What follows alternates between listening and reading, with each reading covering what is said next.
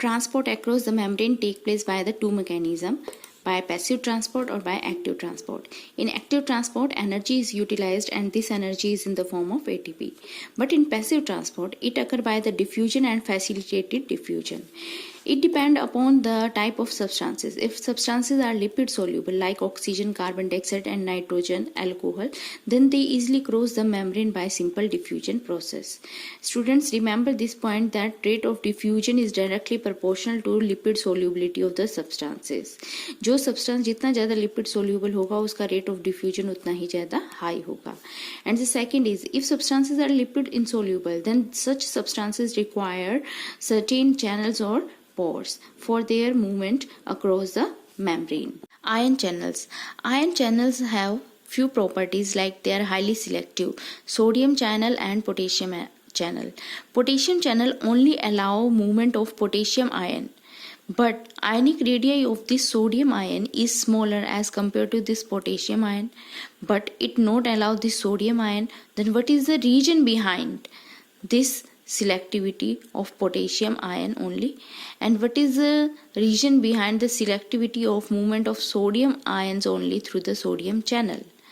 तो स्टूडेंट इसको हमें डिस्कस करना है स्टेप बाय स्टेप. सेकंड, एक बार कैरेक्टरिस्टिक देख लेते हैं आयन चैनल्स की कि दी exist between open and close state. ये जो आयन चैनल्स हैं वो ओपन और क्लोज स्टेट में एग्जिस्ट करते हैं. इस चीज़ को ध्यान रखें स्टूडेंट्स. कई बार आप कई जगह पर देखेंगे कि ये पॉइंट लिखा होता है they undergo conformation changes. Conformation changes actual में क्या है इन आयन चैनल्स की कि ये एग्जिस्ट करते हैं between open and close state. Third आता है कि regulation of transition of open and close state. ये इनका जो ये ओपन और क्लोज स्टेट है वो क्या होता है, रेगुलेट किया जाता है. तो स्टूडेंट हम जो है अपनी इस वीडियो में स्टेप बाय स्टेप ये पढ़ेंगे how this transition of open and close state is regulated. Next point is open state जो है वो कुछ ही टाइम के लिए ओपन रहता है एंड सडनली और स्पॉन्टेनियसली ये जो है इनएक्टिव स्टेट के अंदर कन्वर्ट हो जाता है.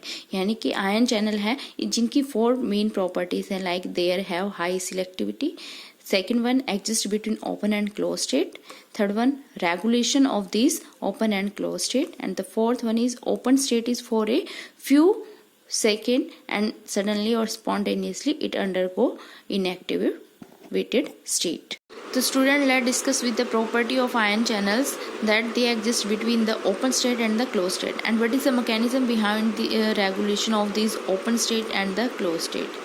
देखिए स्टूडेंट, ये जो रेगुलेशन होता है open state and close state का वो होता है by the 2 mechanism. One is the ligand getting, दूसरा आता है voltage getting channels. Ligand getting का मीनिंग क्या है कि एक केमिकल कंपाउंड है और एक लिगेंड है जो इन गेट्स की ओपनिंग और क्लोजिंग को मॉनिटर करेंगे, रेगुलेट करेंगे.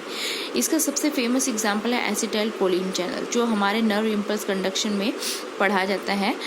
इसमें सबसे पहले हम बात करते हैं स्ट्रक्चर की. देखिए ये जो एसिटाइल कोलिन चैनल्स हैं, ये चैनल क्या होता है, इनमें एक पोर प्रेजेंट है and this pore is lined by the alpha helix. Alpha helix क्या है, this is a protein which is formed by amino acid. अब टाइप ऑफ अमाइनो एसिड कौन कौन से हैं इस अल्फा हेलिक्स में. वन इज अ न्यूट्रल और polar amino acid having the small size like serine, threonine, glycine. Non polar जो amino acid हैं इनका साइज क्या है, लार्ज है, जैसे आइसोल्यूसाइन, ल्यूसाइन और फिनाइल एलानिन. तो इनका जो रोटेशन है स्मॉल और लार्ज का वो मॉनिटर करता है इनकी क्लोज और ओपन स्टेट को. Let's begin with the mechanism. देखिए जैसे नर्व इम्पल्स पहुंची किस पॉइंट पे, साइनेप्स पे, तो यहाँ पे क्या है हमारे पास प्री साइनेप्टिक लोब और पोस्ट साइनेप्टिक लोब. तो प्री साइनेप्टिक से जो न्यूरोट्रांसमीटर है एसिटाइल कोलिन वो रिलीज हुआ साइनेप्टिक क्लेफ्ट में, जो रिसीव कर लिया गया by the receptor present on the post synaptic membrane. तो जैसे एसिटाइल कोलिन यहाँ पे बाइंड होते हैं रिसेप्टर के ऊपर तभी डीपोलराइजेशन स्टार्ट हो जाता है. मेम्ब्रेन पोटेंशियल चेंज हुआ और डीपोलराइजेशन होना स्टार्ट हो गया. तो यहाँ पे क्या होगा, वोल्टेज गेटिंग जो चैनल्स है यानी कि सोडियम और पोटेशियम चैनल्स थे उन्होंने काम करना स्टार्ट कर दिया.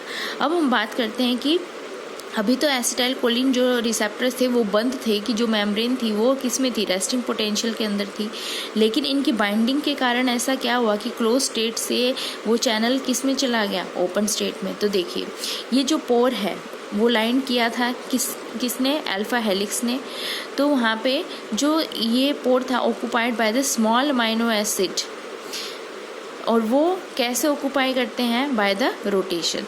देखिए स्टूडेंट, यहाँ पे है ये पोर, इसमें जैसे इस तरीके से ये रोटेशन होगी तो ये क्या होगा, जो अमाइनो एसिड्स थे स्मॉल साइज़ के ये ऑक्यूपाई करेंगे पोर, और जैसे स्मॉल अमाइनो एसिड आएंगे डायामीटर क्या होगा, बढ़ जाएगा, जिसके कारण क्या होगा, एसिटाइल कोलिन जो है वो मेम्ब्रेन के अंदर मूव करना स्टार्ट कर देगा।